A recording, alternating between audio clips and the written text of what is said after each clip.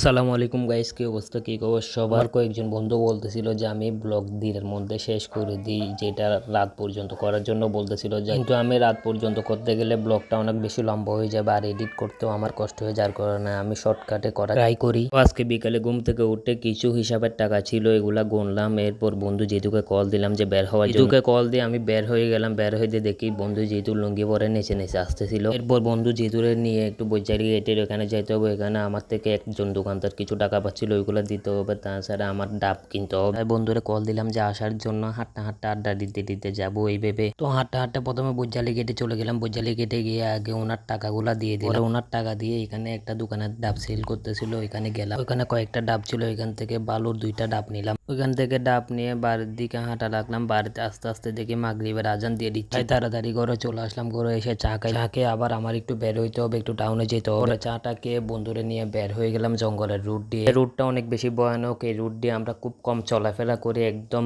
না পারতে রুট দিয়ে চলাফেরা হয়। দিনের বেলায় করলে করি, রাতের বেলায় একদম কম। কিন্তু আজকে একটু তাড়াহুড়ার মধ্যে ছিলাম এবং খুব কম সময় আমাদের টাউনে যেতে হবে, তাই এদিক দিয়ে চলে আসলাম। প্রথমে আমরা দুইজন সিএনজি করে নজুমিয়ার চলে আসলাম, সাথে হেলমেটও আনলাম, কারণ এখান থেকে আমরা একটা বাইক নিব। পরে বাইরে থেকে বাইক নিতে গেলাম, বাইক নাকি কে নিয়ে গেছে। পরে বাইকটা আনছে, বাইকটা আনার পর দুইজনে বাইক করে রওনা দিয়ে দিলাম। নতুন রাস্তার মাথা যাওয়ার পর দেখে ওইখানে ছোটখাটো একটা জাম পড়লো। আল্লাহ রহমতে এটা কোনো রকমে পার হয়ে গেলাম। এটা পার হয়ে একটু সামনে যেতে গোলাপের দোকানের এখানে গিয়ে দেখি ওইখানে একটা জাম পড়লো আবার। যেহেতু বাইক নিয়ে আসছি, কাটায় কুটায় অনেক সামনে গেলাম। যাওয়ার পর দেখি এই জামটা কোনো রকমে ছুটতেছে না, আর আমরা কোনো রকমে এটা থেকে বের হইতে পারতেছি না। পরে গাড়ি ব্যাক দিয়ে আবার চলে গেলাম অক্সিজেন রুটে। এই রুট ফ্রি ছিল, এই রুট দিয়ে গাড়ি চালাইতে ভালোই লাগতেছিল, কিন্তু সবচেয়ে বড় সমস্যা হচ্ছিল যে অনেক বেশি ধুলাবালি উঠতেছিল। আর এই রুট দিয়ে বড় গাড়ি সবচেয়ে বেশি চলাফেরা করে, যার কারণে ধুলাবালিগুলো অনেক বেশি উঠতেছিল। আমি আর না পারতে হেলমেট পরে নিলাম। হেলমেট পরে নেওয়ার পরেও নাক দিয়ে ধুলাবালি ঢুকে যাচ্ছিল। ওদের মধ্যে পেট্রোল পাম্প ছিল,